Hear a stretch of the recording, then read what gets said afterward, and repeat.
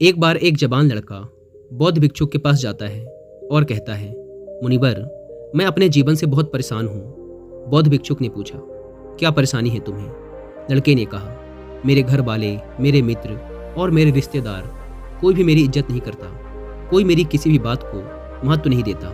अक्सर जब मैं घर के किसी भी मामले में अपनी राय रखता हूँ तो मेरे माता पिता मेरी बातों को अनसुना कर देते हैं, जबकि घर में मेरे छोटे भाई की बातों को हमेशा ही गंभीरता से सुना और माना भी जाता है।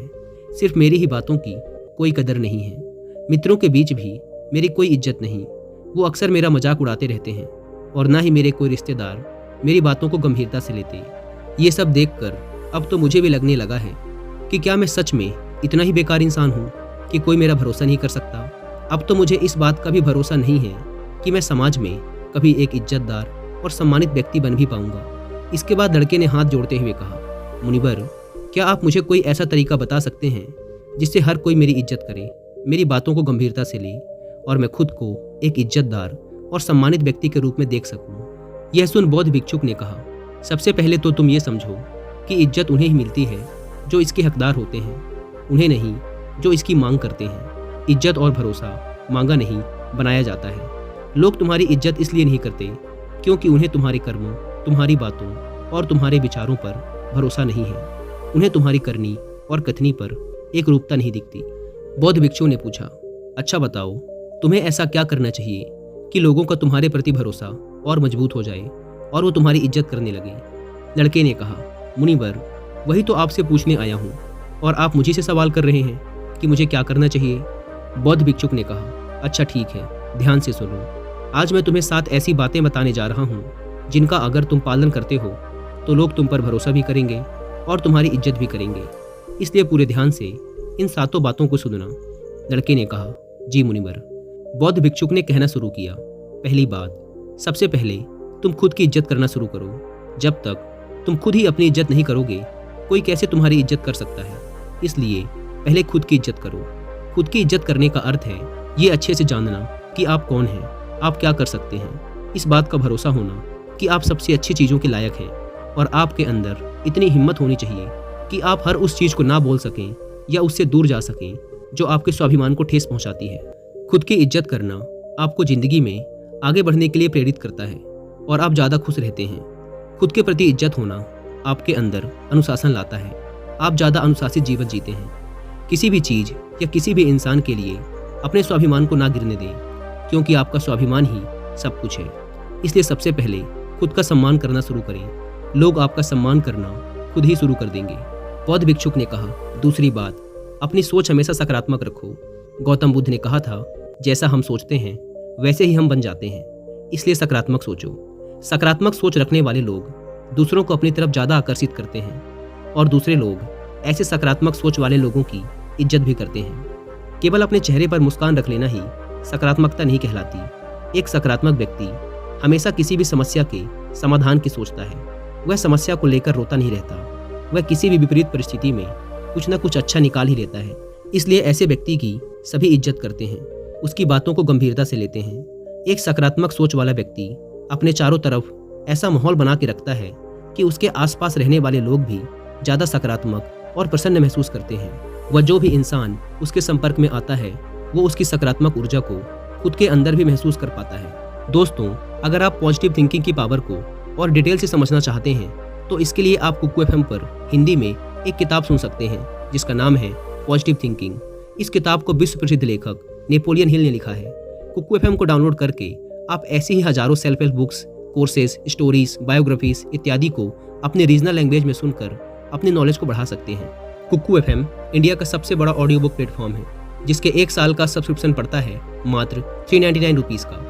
लेकिन अगर आप डिस्क्रिप्शन या फर्स्ट कमेंट पर दी गई लिंक से इस ऐप को डाउनलोड करके उसमें कूपन कोड WI50 यूज़ करते हैं तो आपको इसके 1 साल का सब्सक्रिप्शन पड़ेगा सिर्फ 199 रुपीज़ में।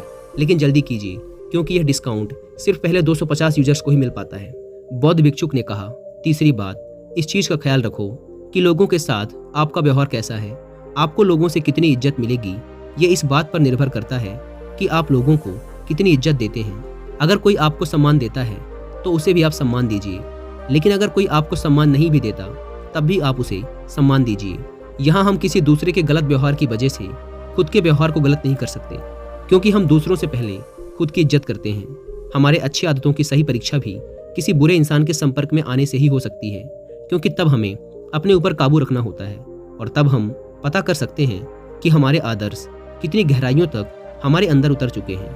कई बार हमारा अच्छा व्यवहार हमारे सामने ऐसे सुनहरे अवसर लाके खड़ा कर सकता है जैसे मौक़ों की हमने कभी कल्पना भी नहीं की होती। दूसरों को इज्जत देना उन्हें अपने प्यार को महसूस करवाने का सबसे अच्छा तरीका है। किसी की सच्चे दिल से इज्जत करना उन्हें प्यार करने का एक तरीका है। इसलिए पहले खुद लोगों को इज्जत दो, फिर लोग भी आपको इज्जत देना शुरू कर देंगे। बौद्ध भिक्षुक ने कहा। चौथा, किसी से बातचीत के दौरान ज़्यादा बोलने की बजाय ज़्यादा सुनने पर ध्यान दो। जब आप कम बोलते हैं और ज़्यादा सुनते हैं तो लोग आपको सबसे ज़्यादा पसंद करते हैं, क्योंकि दूसरे लोगों को सुनने की यह खासियत बहुत ही कम लोगों में होती है और आपकी बस यही एक खासियत आपको हजारों की भीड़ से अलग बनाती है।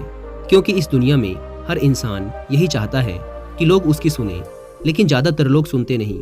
और जब आप लोगों की बातों को सुनते हैं उन्हें समझने के लिए, तो आप बहुत कुछ नया तो सीखते ही हैं, साथ ही उस इंसान की नज़रों में आपकी इज्जत बहुत बढ़ जाती है। इसलिए जब भी लोगों से बात करें तो ज़्यादा सोचने की बजाय उनकी बातों को सुनने और समझने की कोशिश करें। बौद्ध भिक्षुक ने कहा।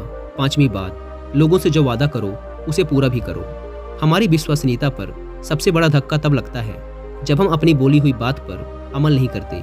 जब लोगों को ये लगता है कि हमारी करनी और कथनी में बहुत अंतर है, तो उनकी नज़रों में हमारी इज्जत कम हो जाती है और वो हमारी बातों और कामों को गंभीरता से लेना छोड़ देते हैं। साथ ही ऐसे इंसान के साथ कोई भी काम नहीं करना चाहता, जिससे हम अपने जीवन में आने वाले बहुत से अच्छे मौक़ों को गंवा बैठते हैं और जीवन में आगे नहीं बढ़ पाते। और जो इंसान अपनी बोली हुई बात पर अडिग रहता है और हर हाल में उस काम को पूरा करता है जिसके लिए उसने वादा किया था, ऐसे इंसान को सभी पसंद करते हैं और उसकी इज्जत करते हैं। इसलिए लोगों के सामने वही बोलो जिसे पूरा कर सको। बौद्ध भिक्षुक ने कहा। छठा, ज़्यादा अच्छा और सीधा इंसान बनने की कोशिश मत करो। लोग कभी भी ऐसे इंसान को गंभीरता से नहीं लेते जो उनकी हर बात पे हाँ में हाँ मिलाता है, क्योंकि ऐसे लोगों की अपनी कोई अलग और मजबूत राय नहीं होती। ये बस हर किसी की हाँ में हाँ मिला देते हैं और सोचते हैं कि सामने वाला इन्हें पसंद करेगा, इनकी इज्जत करेगा, लेकिन होता ठीक इसके विपरीत है।